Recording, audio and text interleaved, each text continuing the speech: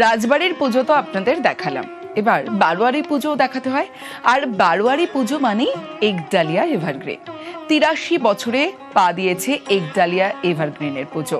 আর এই বছরে তাদের ভাবনায় তামিলনাড়ুর অরুণাচলেশ্বর শিব মন্দিরের আদলে মণ্ডপ। সরাসরি চলে যাব, আবির ঘোষাল রয়েছে আমার সঙ্গে। আবির, সপ্তমীর শুভেচ্ছা। এবং এই মুহূর্তে একডালিয়া এভারগ্রিন থেকে আমাদের দর্শকদের কি ছবি তুলে ধরবে?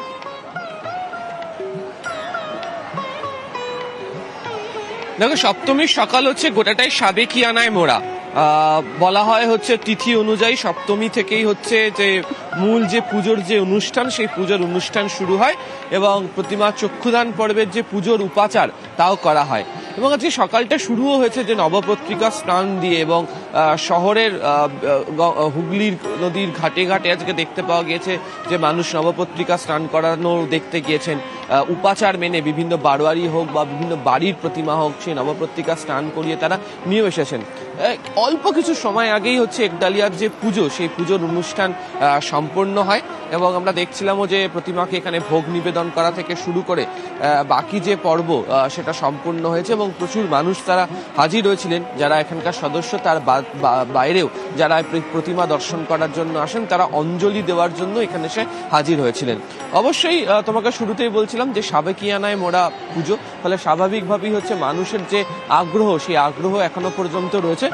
দুপুর 12টা বাজে এবং একডালিয়া একদম জমজমাট, ভিড়ে জমজমাট। প্রচুর মানুষ ইতিমধ্যেই প্রতিমা দেখার জন্য তারা এখানে হাজির হয়েছেন, তারা দেখছেন।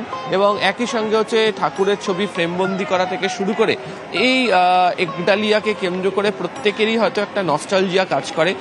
কারণ হচ্ছে যে ছোট থেকে যারা কলকাতাতে ঠাকুর দেখে অভ্যস্ত, তারা একডালিয়ার নাম নিয়ে তারা শুরু করেন।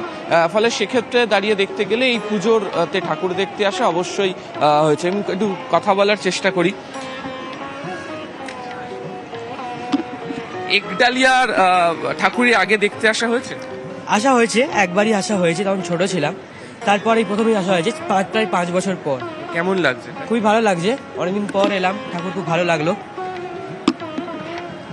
এই পুজোতে বিভিন্ন তো প্রতিমা বা দর্শন করতে যাওয়া বাছাই করা হয়, এখানে আসার কোনো বিশেষ কারণ থাকে? খুব সুন্দর দেখতে। শুধু ঠাকুর দেখতে আসার জন্য? আর এই যে অ্যাম্বিয়েন্স কেমন? খুব ভালো। প্রচুর, দেখো আমি যাদের সাথে কথা বলছি এর বাইরে বাদ দিয়েও প্রচুর জন আছেন এবং আমার মনে হয় প্রত্যেকেরই একডালিয়াকে কেন্দ্র করে কারুর কোথাও না কোথাও কোনো স্মৃতি, কোথাও না কোথাও কিছু ছোটবেলাকার গল্প অবশ্যই থাকে। ফলে সেদিক থেকে দেখতে গেলে এই দুপুর 12টার সময় হচ্ছে বেশ জমজমাট ভিড় এই মুহূর্তে একডালিয়া এভারগ্রিনে রয়েছে। এবং আবারও বলছি, যেহেতু সপ্তমীকে বলা হয় হচ্ছে সাবেকিয়ানায় মোড়া একটি দিন, এবং সকাল থেকে হচ্ছে যেভাবে পূজা অর্চনার মধ্যে দিয়ে শুরু হয়, প্রত্যেকেই চান তাতেও যোগ দিতে। এবং একডালিয়াতে সেই সুযোগও রয়েছে। পুজোর পাঠ মাঝে মাঝেই চলছে, ভোগ নিবেদন করা হয়েছে কিছুক্ষণ আগে, অঞ্জলি হয়েছে।